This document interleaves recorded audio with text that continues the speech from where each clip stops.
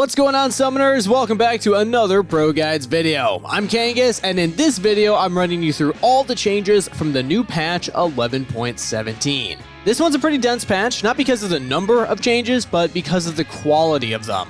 A bunch of the champions have unironically received massive adjustments, and we also have some minor system changes as well. So hit that sub button and let's get right into it.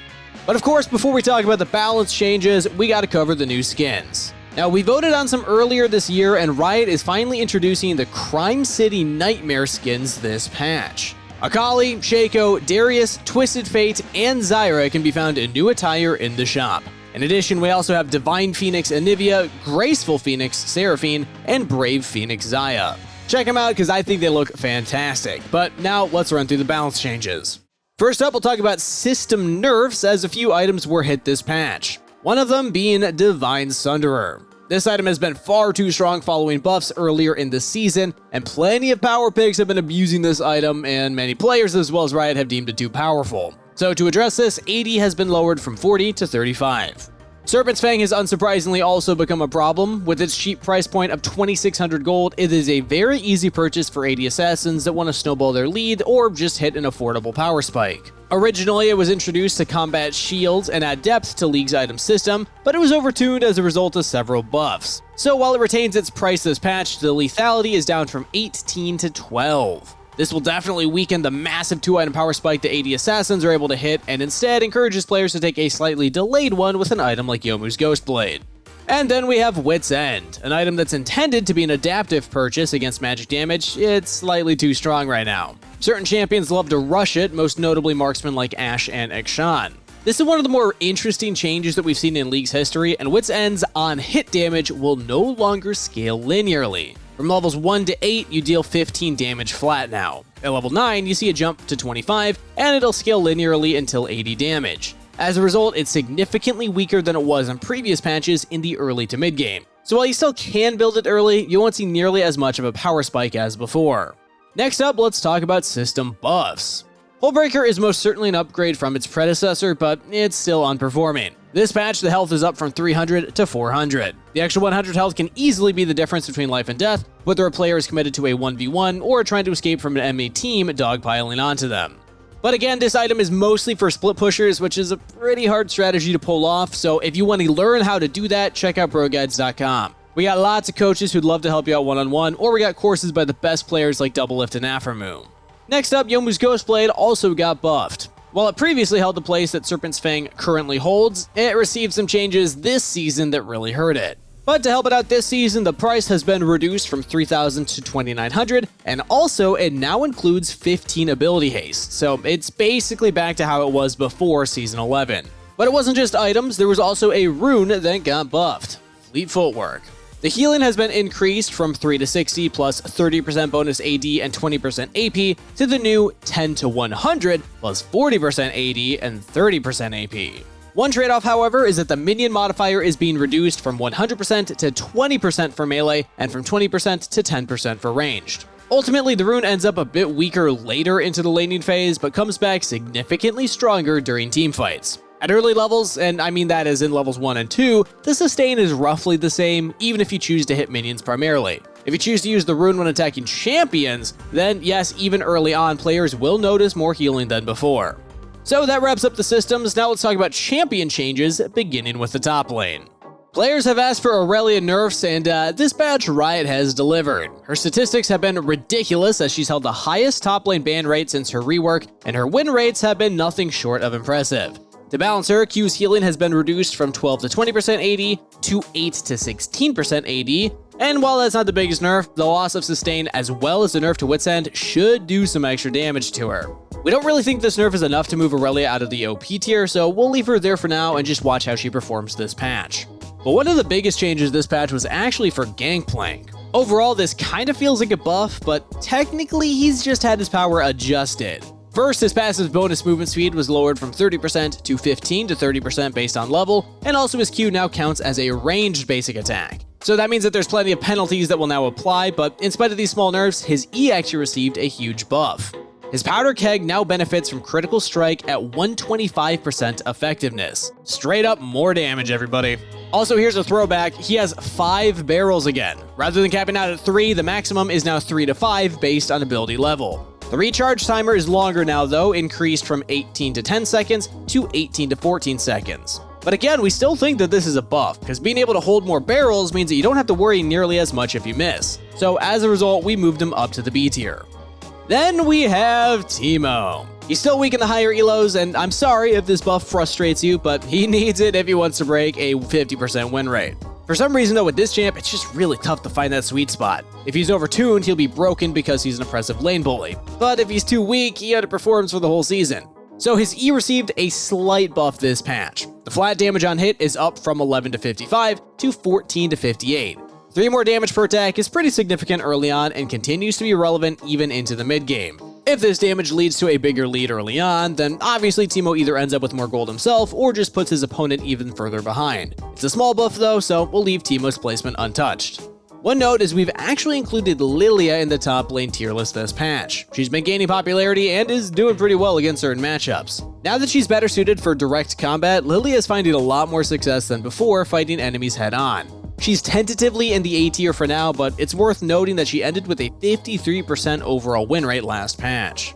So for our OP tier, we have Camille, Tahm Kench, and Aurelia, followed up by Riven, Mordekaiser, Fiora, Jax, Malphite, Wukong, Shen, Mundo, and Set in the S tier. Next up, we got the jungle. And once again, it's a pretty big patch for junglers. First up, we actually got a slight nerf to Graves, because up until he got buffed, things weren't looking so hot. The issue is that he ended up a bit too strong because of them though, and he's seen a lot more play in solo lanes specifically. So Riot's trying to tackle the issue of flex picking having too much power, so this is a specific nerf to his laning. His Q's mana cost was straight up increased from 60 to 80 this patch. Now this won't hurt jungle Graves that much, but solo lane Graves is definitely taking a hit, so we've left his placement untouched in the jungle. This patch we also got a nerf for Kayn, specifically Blue Kayn. Blue Kayn's passive magic damage was lowered from 12 to 44 to 8 to 30%. His burst damage has taken a massive hit, but his other form remains as strong as ever. So while this does hurt Kayn's versatility, we think he'll hold on to his S tier placement. Next up, we have Viego. Yeah, he's a cool design champion, but there's definitely some issues that need to be addressed. First of all, he has too much unnecessary power in places where he doesn't really need it, and this patch will tackle those problems. First, his auto attack range is down from 225 to 200. This is a huge quality of life nerf, and it'll change how players combo with his Q, and also change how specific matchups play out. His passive was also nerfed, as the healing from taking a body is down from 8% plus 2.5% bonus AD, 1.25% of AP, and 2.5% of bonus attack speed, to 3% plus 3% bonus AD, 2% AP, and 5% bonus attack speed. I know it's a lot of numbers, but all you need to know is base healing is weaker, but scaling is up. However, we do consider this a pretty big nerf as a result of a giant 5% decrease in the base heal. Next up, his Q also has received increased crit damage from scaling from 0.75 to 1.0, and his camouflage radius is also up from 400 to 500. Finally, his ultimate slow duration is going down from 0.5 seconds to 0.25 seconds. So basically, this final set of changes takes away some power from utility and also pushes players to build more crit, making him a bit riskier to play than before. This is a tough one for sure, but we'll still leave Viego in the OP tier. There's a good chance he drops down to the S tier, so make sure to subscribe and keep an eye out for our mid-patch update next week. But far and away, the biggest jungle change this patch was actually for Amumu. So first, let's just get into the simple stuff. His health per level was decreased from 80 to 75, and armor per level from 3.8 to 3.5. Where things get crazy is with his Q though. It now has 2 charges. To balance this extra power out, the damage was lowered from 80 to 280 plus 70% AP to 70 to 190 plus 85% AP. It now has a static 3-second cooldown unaffected by ability haste, and instead has a charge cooldown of 16 to 14 based on level. Next up, his W's damage was changed from 8 to 24 plus 1 to 2% plus 0.5% per 100 AP of his target's maximum HP to 12 to 28 plus 1 to 1.6% plus that same 0.5% per 100 AP of his target's maximum HP. Again, a lot of numbers. Basically, this change is a slight buff in the early game and a nerf in the late game. Finally, his ultimate stun duration was reduced from 1.5 to 2 seconds to a flat 1.5. The overall direction of these changes is that Amumu is now a much more competent early game jungler. His early game damage has spiked immensely now that he can Q twice. Also, the W changes increase Amumu's early game clear speed quite a bit, and the only real downside is that his ultimate stun is shorter than before. So Amumu is definitely an S tier pick for this patch. But on the topic of Amumu, I gotta ask our question of the day. Riot's been doing a lot of them, so we're just curious. Do you like Riot's recent mini reworks? For me, I think more than not they've hit the mark. Yeah, Aurelia's OP, but at least she's getting nerfs now. But the changes address major issues that champions have had, and I'm excited for Amumu's changes in particular. It's kind of a cool way to revamp one of League's oldest champions, but let me know your thoughts in the comments down below. Next up, let's talk about Echo. His passive damage against monsters was increased from 150% to 200%. Straight up, he's just got a faster clear speed than before, and what jungler doesn't like that? We're leaving him in the A tier for now, but there's a chance that with these kind of numbers increases, he might move up the list. And finally in the jungle, we have Evelyn. Her ultimate's cooldown was reduced from 140 to 80 seconds to 120 to 80 seconds. The meta's development hasn't been kind to Evelyn, and she has been struggling. Lots of matchups end up being difficult as she's unable to win head-on fights, and as a result of her now shorter ultimate cooldown, Evelyn has more opportunities to pick up early kills to begin snowballing. Now, while this buff isn't huge, it does make playing her more forgiving, as you'll now be able to take more fights at full strength, and you also lose less when you're forced to cast her ult defensively. We'll leave Evelyn in the A tier in spite of this buff, but again, keeping our eyes on her. So our OP picks are still Viego, Lee and Shaco, following them in the S tier with Elise, Fiddlesticks, Zac, Kindred, Kayn, Kha'Zix, Nocturne, Xin Zhao, Jarvan, and Amumu. That's it for the jungle, so next up is mid lane. Although there aren't many mid lane changes, it's more about quality than quantity this patch. Our first example is Zed getting nerfed. You heard me right, mid laners that struggle against AD assassins can now breathe a heavy sigh of relief.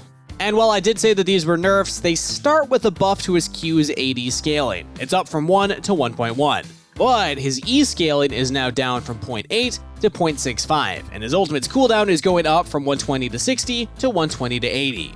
Now, the biggest interaction change is that oftentimes mid laners don't think to dodge Zed's E, so it's essentially guaranteed damage. These changes now make it more important for Zed to land his Q, and of course that also means that it's more rewarding for dodging it. Nerfing his ultimate also gives enemy a window of opportunity to catch him without it. Now, while this is still technically a nerf, it's admittedly not a giant one, so we're leaving him in the OP tier regardless. Next up, Xshawn received an adjustment this patch. His passive received some bug fixes, and the second attack will finish more consistently when attacking from max range, and it'll also more accurately predict if the first attack will kill the target. But the change that we think most of you want to hear about is that Xshawn will no longer be able to claim scoundrels while dead. In other words, killing enemies beyond the grave no longer revives allies, which just feels like how it should have worked to begin with. Next up, though, is a change to his E. The damage was changed from 30 to 130 plus 10% bonus AD to 30 to 110 plus 17.5% bonus AD. One bug fix it received is that it no longer ends early on towers. The damage changes do make his E weaker, however. This is likely to address the fact that players are maxing this ability first and need 266 AD to break even, so players simply have to suffer some loss damage in almost every scenario. Finally, his ultimate will more consistently execute minions regardless of bonuses like Baron Nashor buff and Hullbreaker. Also, the cooldown when cancelled by crowd control or the enemies becoming untargetable is down from 15 to 5 seconds. All things considered, we're keeping him in the S tier. And finally, Lissandra was buffed this patch. Her AD is up from 53 to 55, and her Q's mana cost is down from 60 to 80 to 55 to 75. This is kind of an insignificant change, and will also leave Lissandra's placement untouched. But with that said, we do want to note that our analysts expect the mid lane meta to significantly change this patch. The nerf to Wit's End, as well as changes to assassin items, should give AP champions a lot more breathing room to work with. Again, we'll keep you updated in our mid-patch update next week. In the mid lane, the OP picks are Zed and Yasuo, followed by Sylas, Talon, Annie, Fizz, Kiana, Diana, Ahri, Yone, LeBlanc, Kassadin, Anivia, Vladimir, Katarina, Malzahar, Aurelia, Heimerdinger, and Xshawn in the S tier. Please stop making mid lane champions, Riot. These lists are getting too long. But that's it for the mid lane, so let's move to the bottom lane next. After receiving tons of small ones, Xayah has finally received a massive buff. Her Q's cast time now scales with attack speed. Instead of casting after 0.25 seconds, it now casts after 0.25 to 0.1 seconds based on how much attack speed she's built. Also, her ultimate's damage is going up from 125 to 375 to 200 to 400. The ultimate buff makes her level 6 spike way stronger, but the Q change is the bigger one. With it harder to react to than before, she'll consistently deal more damage during any game. We're leaving her in the B tier for now, but stay on the lookout, she could easily go up to A. Next up, Suna was also buffed this patch. Her attack speed ratio was raised from 0.4 to 0.45, crit damage from 150% to 160%, and her passive soul rate drop on minion kills was doubled to 4.16% to 8.3%. It's important to note that both AD carry and support Suna will benefit from this. Most notably, the double drop rate should help an underperforming bot lane Suna make a slight recovery. Suna was previously placed too high, but we'll leave her in the B tier in light of these buffs. And on that note, the lower tiers for the bot lane are actually kind of growing smaller. Riot is proactive and trying to ensure that all marksmen are at least playable. Lucian has been a balancing nightmare recently, overtaking solo lanes as well as a bot lane when too strong. So he's up for major adjustments this patch to increase his duo lane power while taking away some of his solo lane dominance. To start off, his base AD was lowered from 64 to 62. But the bigger change is to his passive. A new effect named Vigilance grants Lucian 14 plus 10% of his total AD as bonus magic damage whenever an ally grants him a buff. In addition, the maximum number of auto stacks is up from 2 to 4. Next up, his W's mana cost is down from 70 to 60, and whenever an ally activates the mark, they also activate Vigilance.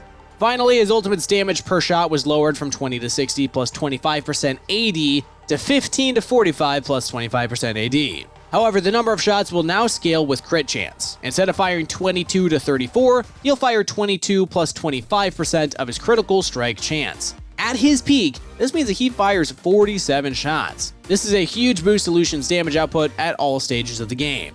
The loss of AD does make him slightly weaker in solo lanes, but his duo laning is significantly stronger than before. It's hard to predict how he'll actually play since this is a rework, but our analysts are saying that he's at least A tier. One final change is that Ashe is down to the S tier. While her late game is still as strong as before, the nerfs to Wit's End will hurt her a lot. Players were often rushing the item, and the loss of early game strength makes it a significantly less effective purchase until much later in the game.